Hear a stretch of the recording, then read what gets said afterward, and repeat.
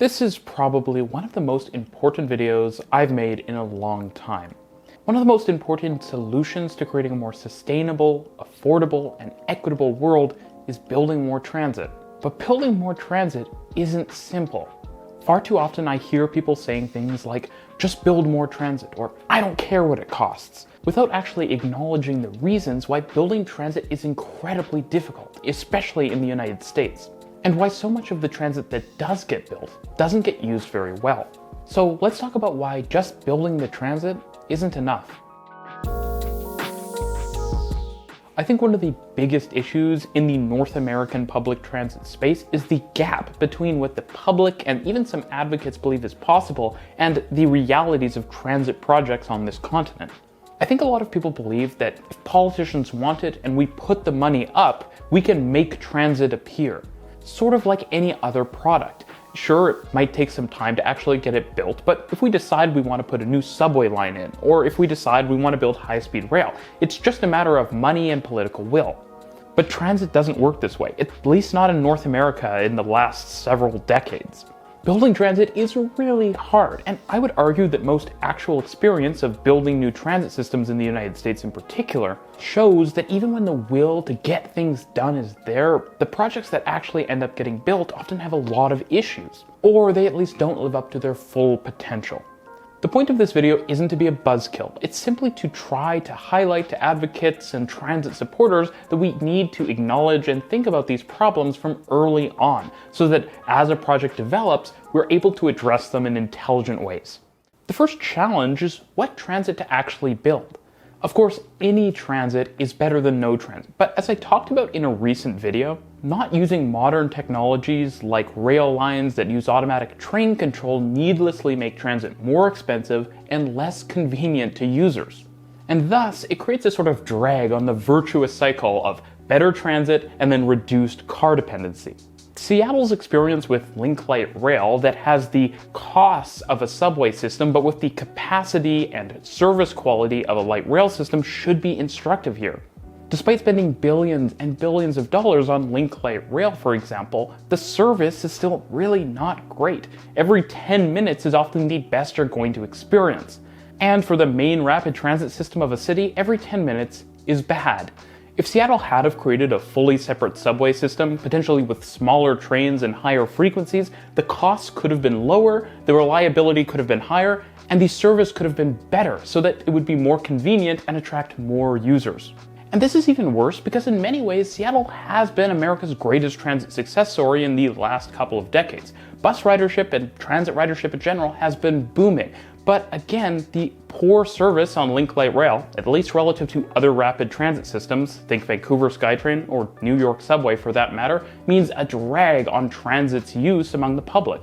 Getting the mode of transit wrong because your priority is getting anything built can lead to a lot of costs in the long term, as well as just worse service for passengers that will lead to less ridership in the long term, thus making it harder to create a city where transit is people's first choice. There's also the issue of where to build. Suburban subway extensions like BART San Jose are already dubious proposals because few cities in the United States have high-frequency suburban bus grids that could serve the type of capacity that such an extension will provide.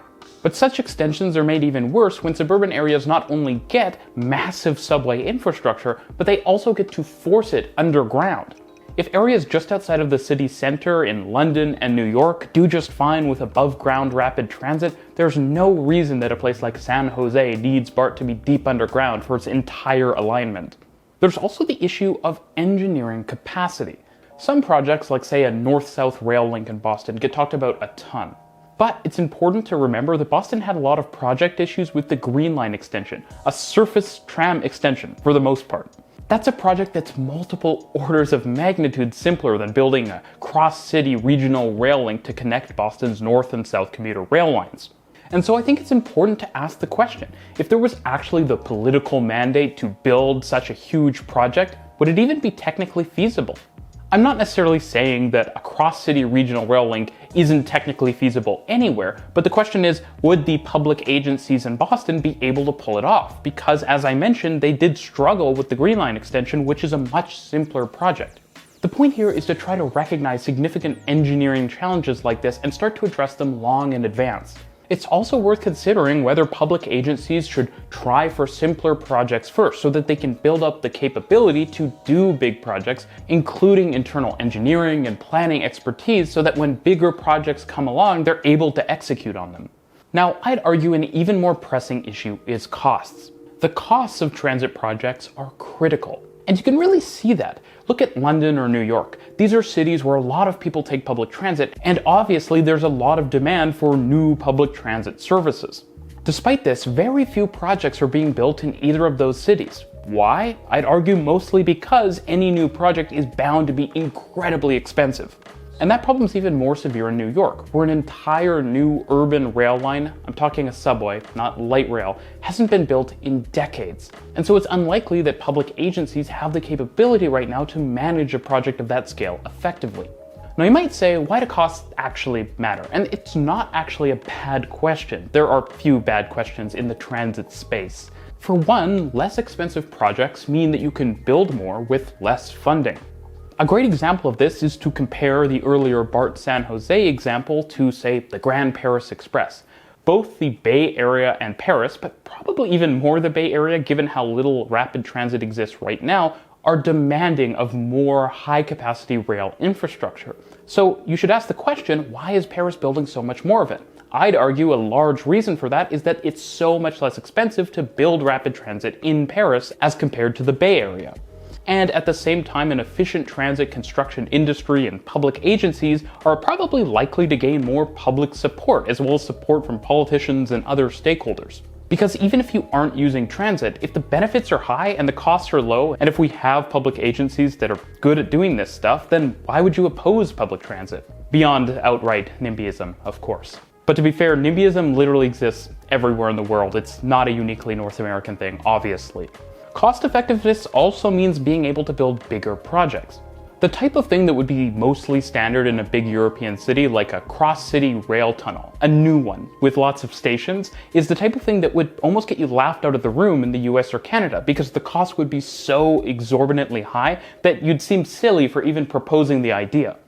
And of course, it's important to acknowledge that while public transit is obviously a great way to spend public dollars, it isn't the only great way to spend public dollars. Because public dollars are limited, and the list of things that we could spend public dollars on that would be great is very long. New hospitals, new housing, etc. Imagine you're a politician who may not be especially transit-oriented and you're trying to decide how public dollars will be spent. Do you want to build a short subway project that won't get a ton of ridership and will be incredibly expensive? Or would you rather build some new public housing, hospitals, and schools? The cost could be quite similar. Which one is going to bring more benefit?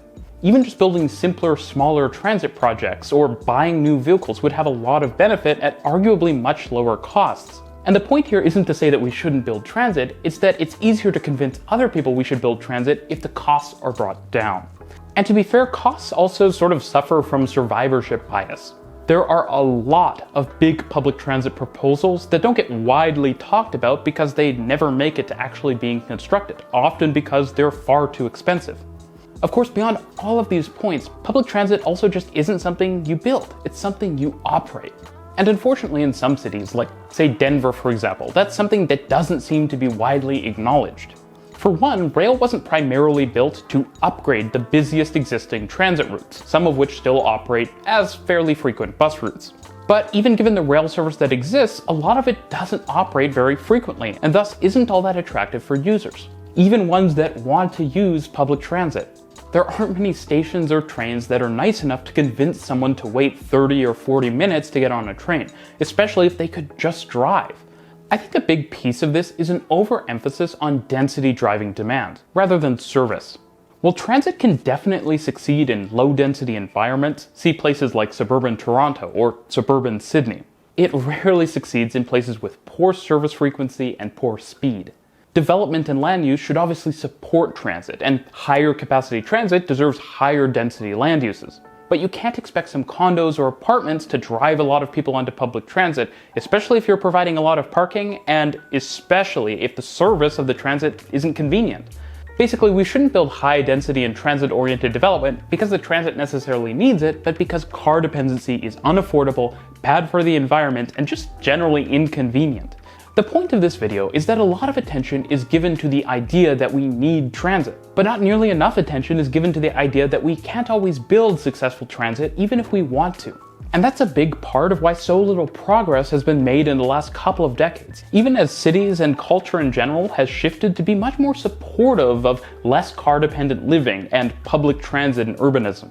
Putting our efforts into winning over the public's support for transit and getting projects approved is of little use if we can't actually get people on the transit and get the projects built. That's not to say that it isn't essential that we convince people broadly that transit is a good investment. It's also that we just do have to acknowledge that we struggle with these things, and that if we can't actually follow through and build the transit, that people will get angry. The point here isn't that we don't need people pushing for the public to support transit. It's just that we also need people to help push for better policies that help us to actually deliver transit projects and get a lot of people on them once they actually are built. No amount of support and thumbs up from politicians will suddenly mean that we can build subways all across New York City at affordable prices tomorrow, or that we can get tons of riders on Denver's rail network, even if it is a pretty good network, at least in infrastructure alone. No matter how much support we have for using transit, building transit, and just getting more lines on the map, it's not enough to say we just need to build it and get people moving. We have to figure out, and in many cases remember, how. Thanks for watching.